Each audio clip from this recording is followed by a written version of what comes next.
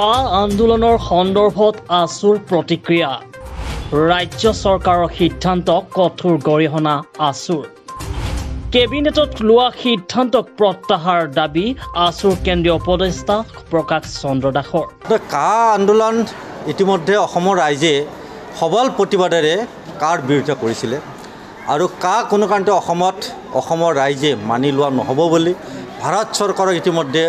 বৃহৎ প্ৰতিবাদৰ জৰিয়তে এই দিশত নিজৰ যিটো স্বাভিমান ইয়াৰ ক্ষেত্ৰত প্ৰকাশ কৰিছে শেহতীয়াভাৱে ভাৰতবৰ্ষৰ গৃহমন্ত্ৰী অমিত শ্বাহ ডাঙৰীয়াই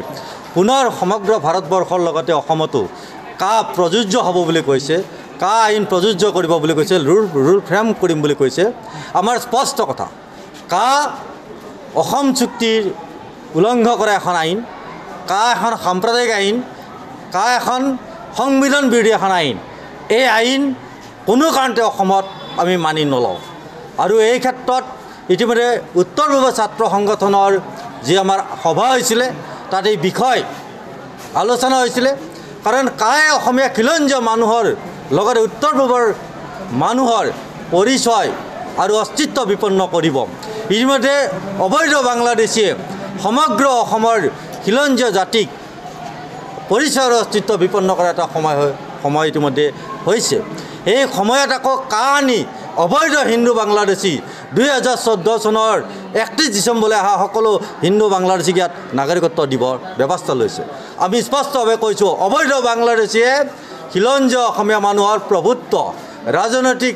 অধিকাৰ ভাষিক সাংস্কৃতিক সকলো দিশতে বিপন্ন কৰাৰ সময়ত কাৰ নিচিনা এখন আইনেৰে আকৌ অবৈধ বাংলাদেশী জাপি দিব সেই কথা কোনো কাৰণতে মানি লোৱা নহয় আৰু সেইকাৰণে এই সমগ্ৰ উত্তৰ পূব ছাত্ৰ সংগঠনৰ নেচৰ জৰিয়তে প্ৰতিখন ৰাজ্যৰ সদৰত এই কাৰ বিৰুদ্ধে প্ৰতিবাদ সাব্যস্ত কৰা হ'ব আৰু ইতিমধ্যে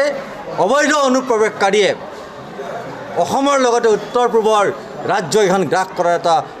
উপক্ৰম কৰিছে সেই সময়ত ভাৰত বাংলাদেশৰ সীমান্ত যি অঞ্চল সেই অঞ্চল এতিয়া উন্মুক্ত হৈ আছে এতিয়া কেন্দ্ৰীয় চৰকাৰৰ গৃহ মন্ত্ৰালয়ে কৈছে যে ইয়াত অল কায়দা হুজিকে ধৰি সকলো মৌলবাদী সংগঠনে ইয়াত কাম কাজ কৰিছে কেইবা ঠাইতো মৌলবাদীসকলক গ্ৰেপ্তাৰ কৰিছে আমাৰ ভাৰত চৰকাৰলৈ এটা প্ৰশ্ন যে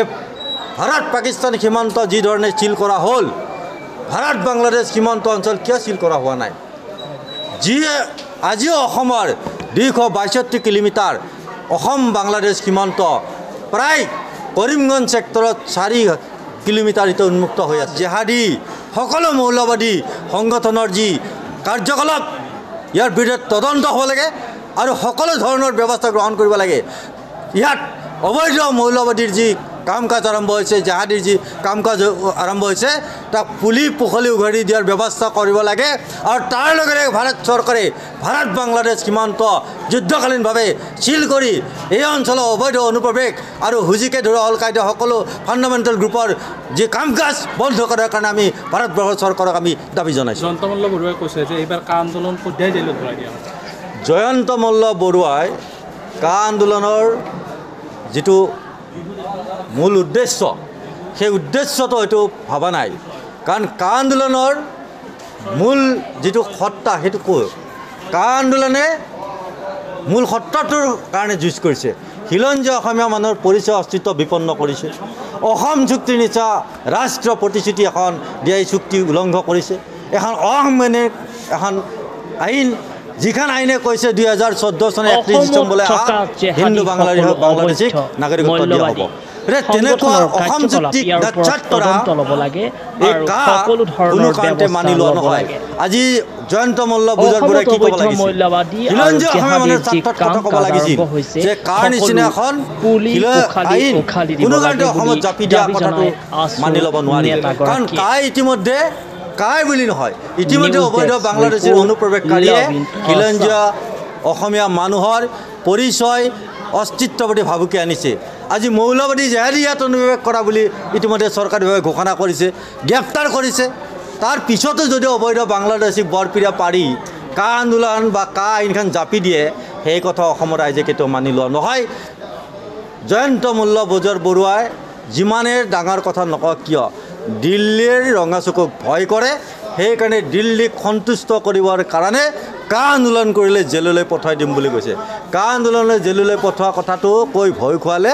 জয়ন্ত মল্ল বুজৰ বৰুৱা কাক কোনো কাৰণতে অসমৰ মানুহে মানি অঞ্চলৰে অবৈধ বাংলাদেশীৰ লগতে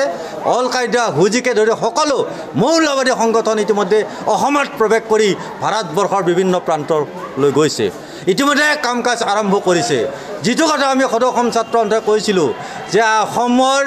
এই অনুপ্ৰৱেশকাৰী বিদেশী সমস্যা